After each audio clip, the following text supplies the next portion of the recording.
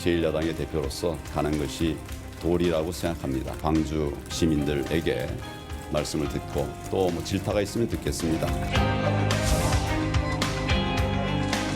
망언은 사과하고 재발 방지를 위한 명확한 경종이 울려져야 합니다. 솜방망이의 처벌로는 절대 안 된다.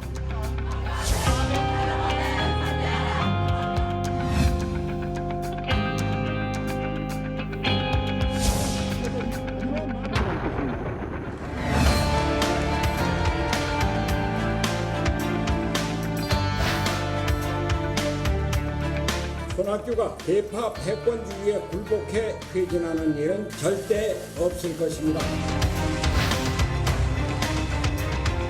당 전체가 불행한 사태로 빨려 들어가는 것을 막기 위해 당의 큰 어른으로서 용단을 내려주실 것을 마지막으로 간곡히 호소드립니다.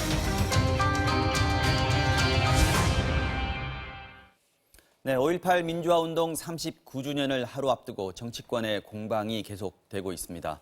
자유한국당 황교안 대표가 기념식 참석 입장을 거듭 밝히자 범여권은 망언 의원들에 대한 징계부터 먼저 하라며 연일 전방위적인 압박을 가하고 있습니다. 대통령과 여야 대표와의 대화 또 여야정 협의체의 형식을 두고도 지루한 공방이 이어지고 있고 막말 논란도 꼬리를 물고 있습니다. 하지만 황교안 대표의 장외투쟁이 다음 주로 끝나고 각 당 원내 사령탑 간의 물밑 대화 흐름도 가시화되면서 어쩌면 다음 주가 국회 정상화의 분수령이 되지 않겠느냐 이런 관측도 나옵니다. 오늘 정치와호장용 김근식 경남대 교수 또 한민수 전 국민일보 논설위원 두 분 모시고 5.18 기념식 참석 논란 얘기부터 시작하겠습니다. 안녕하십니까? 안녕하세요. 자, 교수님 먼저 지금 범여권 얘기를 이제 정리를 좀 해보자면 광주 영령들을 무슨 낯으로 보려고 하느냐, 기념식 참석을 정치적으로 영하지 말라. 오겠다면은 5.18 망언 의원들 징계부터 하고 오라. 이런 얘기로 정리가 되겠어요. 그러니까 일관되게 5.18 망언 3인방이죠. 한국당의 3인방에 대한 징계가 일단 솜방망이 처벌에 불과했다. 그리고 지금 징계 절차가 마무리되지 않았다. 그러니까 이종명 의원이 제명을 징계위에서 결의를 했습니다.만 이게 확정이 되지 않았거든요. 이것을 이제 이유로 해서 광주 오는 것은 5.18 영령에 대한 모독이라는 건데요.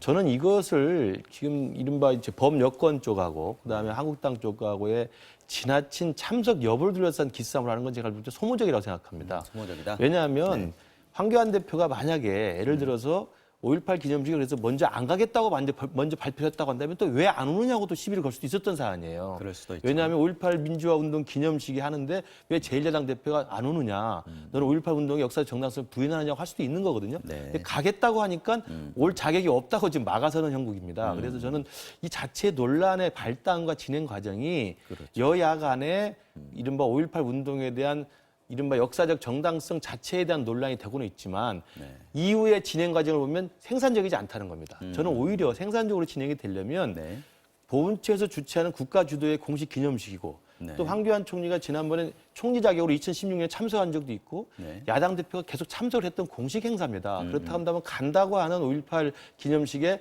제1야당 대표가 참석하는 것을 환영을 해주고 그 참석을 계기로 해서 오히려 범여권이나 아니면 진보 진영에서 자유한국당의 좀 더 적극적인 5.18 망언에 대한 그리고 역사 왜곡에 대한 교정을 요구하는 것이 저는 순서라고 보고 오는 것을 막아서고 그것을 정치적으로 계속 쟁점화하는 것 자체는 서로 간에 득될 게 없다. 저는 그래서 좀 생산적인 논쟁으로 진행됐으면 좋겠다는 생각을 합니다. 그 말씀도 뭐 좋은 말씀이신 것 같습니다. 지금 황 대표 같은 경우에 이제 초대 받았으니까 안 갈 수 없다 이런 입장인 것 같기도 하고요. 근데 속으로는 정치권 안팎에서 오고 있는 문제 제기에 대해서 좀 고민스러워하는 것 같기도 합니다. 황 대표가 지금 남긴 한 말을 보면은 가급적 이른 시간 안에 망언 의원 징계건을 처리하겠다 이렇게 밝힌 건데 어떻게 보십니까? 가급적이라는 말씀을 하면서 메시지를 내놨죠. 왜냐면 워낙에 여론이 안 좋아요, 사실. 왜냐면 옛날에 총리할 때 갔을 때 하고 그다음에 자유한국당 전신인 뭐 새누리당이랄지 한나라당 대표들이 이 정부 행사로 승격된 이유로 간 경우가 왕왕 있습니다. 그런데 그거하고 지금 상황이 좀 많이 좀 다릅니다. 그때는 망언 의원들이 없었던 거죠. 그렇습니다.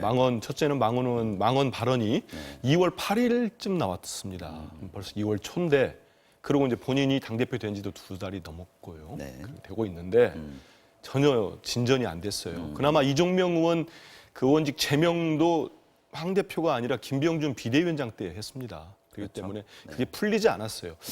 황 대표가 지금 이제 조금 뒤늦게 이렇게 빨리 하겠다고 하는데 이걸 좀 일찍 했다면 저는 이게 제대로 됐다면 최근에 당 행사에 5.18 망언을 한 또 유튜버를 또 초청한 일도 있었습니다. 그랬었죠. 예, 이런 것들이 없었을 겁니다. 그리고 사실 뭐 황 대표의 전적인 책임이냐 이 부분은 좀 돌아봐야 될 거예요. 왜냐하면 의원직 제명이라는 부분이 또 원내대표 소관이기도 하기 때문에 의총 부분이 그렇지만 이 부분이랄지 그다음에 또 이게 당내에서 끝나는 문제가 아니고 국회 윤리특위에 지금 올라가 있습니다. 그런데 그게 윤리특위에서 징계 절차가 진행되기 위해서는 윤리심사 자문위원회라고 있지 않습니까? 그것도 지금 오락가락하고 있습니다. 아직 열리지 위원장이 민주당 추천하신 분인데 그걸 한국당에서 이제 비토하면서 또 사퇴를 해버렸어요. 그 5.18 희생자 중에 하나다.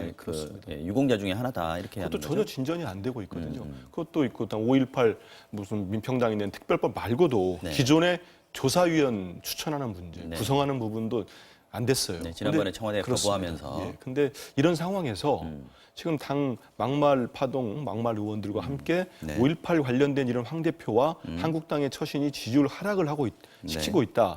그러면서 이번 39주년을 앞두고 새로운 팩트들, 39년이나 지났음에도 헬기 부분이랄지 편의대 문제랄지 전두환 씨가 실제 광주에 갔다랄지 이런 증언들이 계속 잇따르고 있거든요. 그러다 보니 이 중도와 진보층에서는 야 이거 진짜 진상을 지금에도 제대로 밝혀야 되는 거 아니냐 이런 여론이 있는데 여기를 황 대표가 조금 적절하게 처리를 못했다는 이런 비판들이 있는 겁니다. 알겠습니다. 김연아 의원의 한센병에 비유한 발언 이것도 역시 이제 여기서 또 이어지는 문제예요. 왜냐하면 이정미 정의당 대표가 황교안 대표에게 사이코패스와 같다라고 해가지고 여기에 이제 맞받는 말로 한 얘기거든요. 오늘 보니까 사과를 했더라고요. 네. 뭐 최근에 잇따라 터져나오고 있는 이제 정치인들 여야를 막론하고 이른바 이제 망언 뭐 대잔치처럼 돼 있는데요.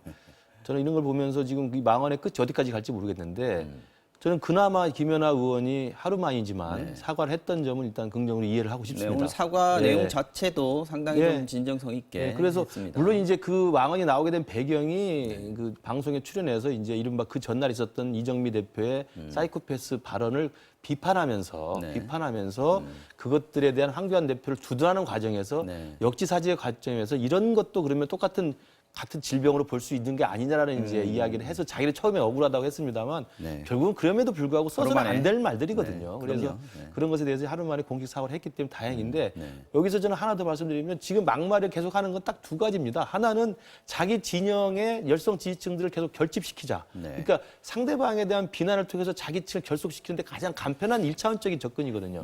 그 두 번째는 저는 이건 뭐 제 개인적인 생각입니다만 일종의 이제 관심 끌기도 있는 것 같아요. 막말을 하고 강도 높은 세기의 발언들을 해야 언론에도 나오고 언론에 나오면 이게 크게 나쁠 게 없다는 생각을 또 하는 것 같습니다. 언론에 나오면 당대표도 보는 거고 그러니까 이 두 가지가 계속 결합이 되면서 진보 보수 여야를 막론하고 계속 센 발언들에 지금 유혹이 되는 것 같아요. 그래서 이 부분은 우리 정치권 전체에 있는 이 정치 문화적 차원에서 좀 정비를 해야 될 것 같고요.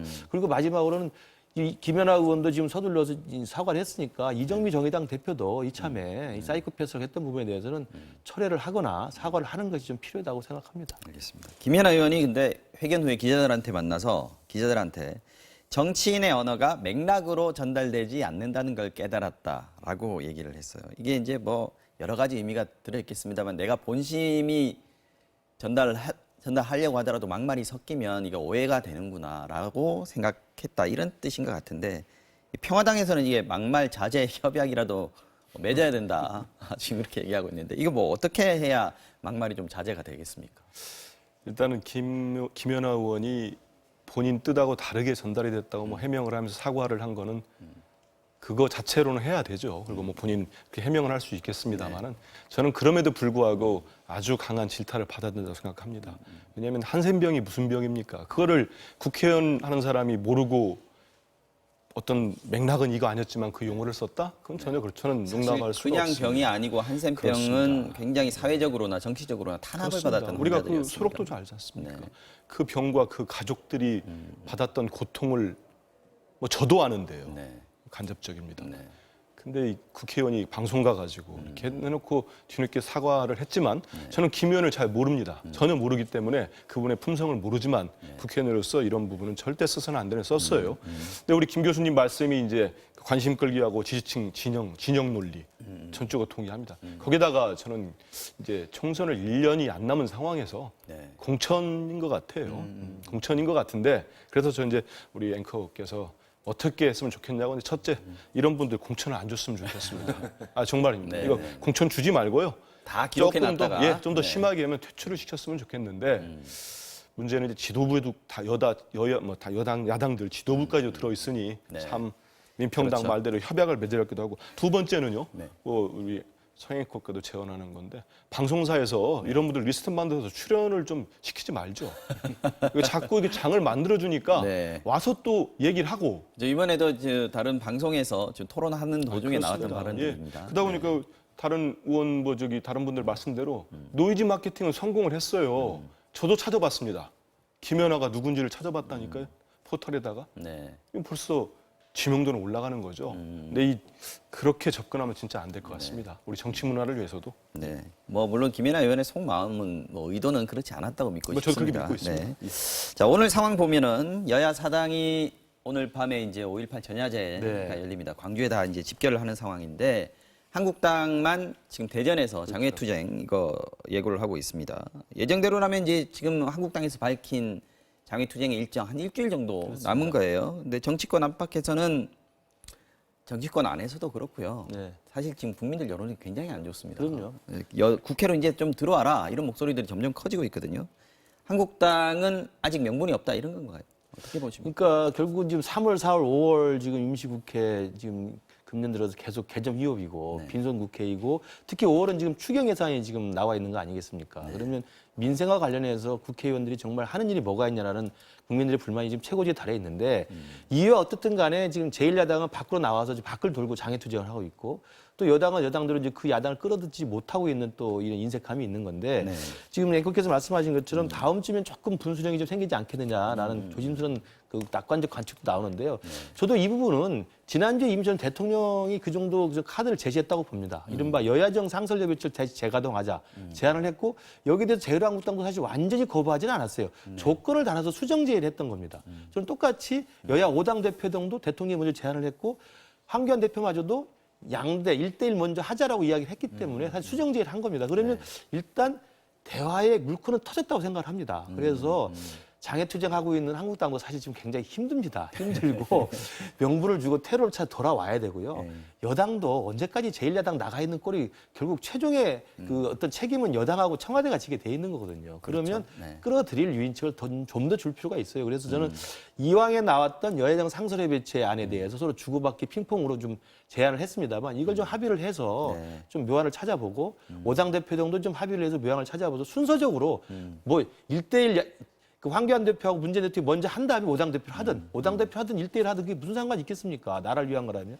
그걸 좀 해서 하는 게 제일 좋고요. 제일 중요한 키포인트는 뭐 이번에 이제 평화당 그다음에 바른미래당 그리고 새로운 원내대표가 들어왔기 때문에 이인영 대표까지 해서 원내대표의 새로운 신임 지도부 선출이라는 면에서 회동이 이루어졌고 분위기가 이렇게 나쁘지 않기 때문에 그 여세를 좀 몰아가지고 국회 일정에 합의를 해서 야당도 들어올 수 있는 명분, 그다음에 여당도 끌어안을 수 있는 명분을 서로 간에 좀 줄 수 있는 그런 상생과 타협의 정치를 한번 보고 싶은 게 저를 포함해서 국민들의 바람일 거라고 봅니다. 관련해서 오늘 아침에 들어온 소식을 보니까 이제 여야 3당 원내대표들이 이르면 모레 정도에 호프타임 가진 예정이라고 하죠. 이렇게 되면 물밑에서는 지금 뭐 계속 여야 협상이 속도를 좀 내고 있다 이렇게 봐야 되는 겁니까? 그렇죠. 공교롭게 나경원 한국당 원내대표 빼고는 교섭단체만 놓고 볼 때도요. 그 이인영 원내대표 여당에 그리고 제3당의 바른미래당의 오신환 원내대표까지 두 분이 바뀌었기 때문에 지금 어찌됐든 분위기랄지 또 새롭게 좀 접근할 수 있는 여지들이 많이 있어요. 그래서 일전에 짜장면 회동도 1, 2당 간에 하지 않습니까? 이제 3당까지 해서 오신환 원내대표가 또 잘한 것 같습니다. 제안을 해가지고 만나는 거는 좋은 계기가 될 수 있을 것 같고요. 저는 이 시점에서 진짜 좀 전에 말씀하신 대로 예정대로 하면 다음 주 25일이면은 이제 장외 투쟁이 끝나는데 그렇죠. 예고는 거기까지 해놨으니까요. 그렇습니다. 거기까지 갈 것 같고요. 저도 예전에 이제 현장에 취재할 때 많은 야당의 장외 집회를 봤지만 저는 이렇게 날짜 정해놓고 하는 장외 집회는 처음 봤습니다. 그렇습니까? 이런 장외투쟁은 없었다. 왜냐하면 그래서 패러디를 하면요. 왜냐하면 야당의 장외투쟁이라 하면은 심할 경우는 단식도 하고 어찌 보면 결사항전의 자세로 하는 겁니다. 그래야 집권당과 청와대가 들어주는 거예요. 요구 사안을. 근데 이렇게 날짜 정해놓고 전국을 순회를 하고 있는데요. 그래서 저는 황 대표 입장에서는 이미 본인이나 한국당이 원하는 거는 거의 다 이뤘다. 왜냐하면 보수층 결집 다 했어요. 그 여론조사에 나오는 35% 장외투쟁 찬성한다는 분이 그 표들 아니겠습니까? 그분들이고. 그런데 문제는 60%가 넘는 분들이 반대를 하고 있어요. 그 60%가 누구냐면요. 한국당 지지자는 거의 없고 민주당 지지자 외에도 이 수도권과 충청, 중도층이 있다는 겁니다. 그래서 이제는 황 대표나 한국당 지도부나 전략통들은 그걸 보고 있을 거예요. 국회로 들어와야 중도 쪽으로 확장이 그렇습니다. 가능하다. 그쪽에서는 더 하는 거는 이상할 겁니다. 그래서 25일이 이미 정해져 있고 일주일이니까 당장 이제 뭐 다음 주 사이에 이번 5.18 행사 끝나면은 물밑 접촉이 좀 활발하게 있지 않을까 싶습니다. 네.